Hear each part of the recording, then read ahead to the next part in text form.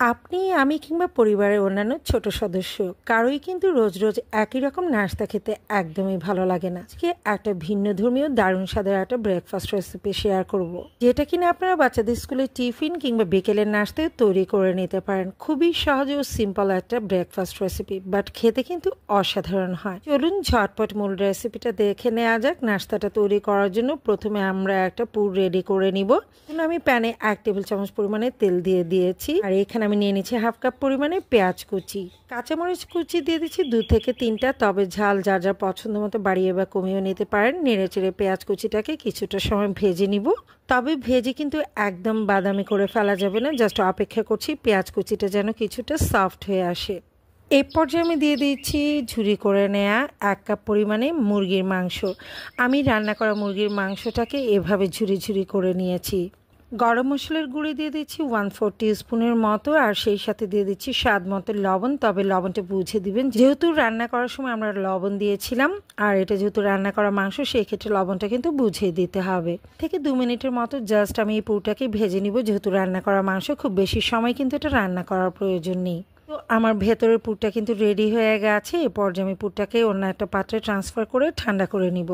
এই ফাঁকে আমি একটা ডো রেডি করে নিব, সেই জন্য আমি বাটিতে নিয়ে নিচ্ছি এখানে মেজারমেন্ট কাপে 1.5 কাপ পরিমাণে ময়দা। আপনারা চাইলে কিন্তু এখানে ময়দার পরিবর্তে আটাটা ব্যবহার করতে পারবেন। দিয়ে দিচ্ছি স্বাদ মতো লবণ, 1 টেবিল চামচ পরিমাণে রান্নার তেল। সবগুলো উপকরণ খুব ভালো করে একটু মিক্স করে নিচ্ছি। আমি হাতে ডলে ডলে খুব ভালো করে এটাকে মিক্স করে নিচ্ছি। এবার কুসুম গরম পানি দিয়ে একটা ডো রেডি করে নিব। খুব বেশি গরম পানি নেওয়া যাবে না, জাস্ট কুসুম গরম পানি দিয়ে ডোটাকে রেডি করে নিতে হবে। এতে করে আপনার পরোটাটা খুব সফট হবে।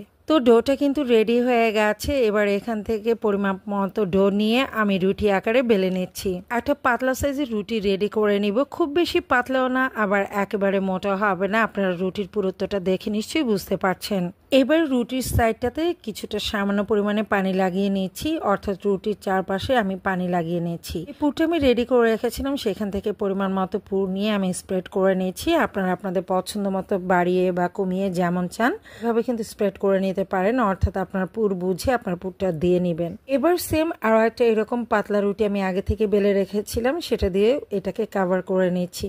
আর সাইডটা খুব ভালো করে আমি সিল করে নিচ্ছি, দেখতে পাচ্ছেন, যাতে করে এটা খুলে না আসে। একইভাবে আমি এটাও রেডি করে নিব। এবার ভেজে নিব, সেজন্য আমি প্রথমেই শুকনো তাওয়ায় এই পরোটাটাকে ভেজে নিব। প্রথমে কিন্তু তেল দিয়ে ভাজতে যাবেন না, প্রথমে এটাকে একটু সেকে নিতে হবে। আমি উল্টে পাল্টে পরোটাটাকে সেকে নিয়েছি। এবার তেল দিয়ে এটাকে ভেজে নিব। যেমন করে আমরা পরোটা ভেজে নেই, ঠিক একই প্রসেসে কিন্তু আমি এই পরোটাটাকে ভেজে নিচ্ছি। আর এইভাবে আপনারা যদি চিকেন কিমা পরোটাটা রেডি করে নেন, এটা খেতে খুব ভালো লাগে। কম সময়ে ঝটপটে কিন্তু এটা তৈরি করে নেওয়া যায়। সকালের নাস্তায় আশা করছি আপনাদের কাছে এই রেসিপিটা ভীষণ ভালো লাগবে। যদি ভালো লাগে তাহলে প্লিজ লাইক, কমেন্ট এবং শেয়ার করে দিবেন। আর এরকম নিত্য নতুন আপডেট রেসিপি পেতে আমার চ্যানেলটির সাথেই থাকুন। খুব শীঘ্রই দেখা হবে নতুন কোনো রেসিপির সাথে। সে পর্যন্ত সবাই ভালো থাকবেন, সুস্থ থাকবেন।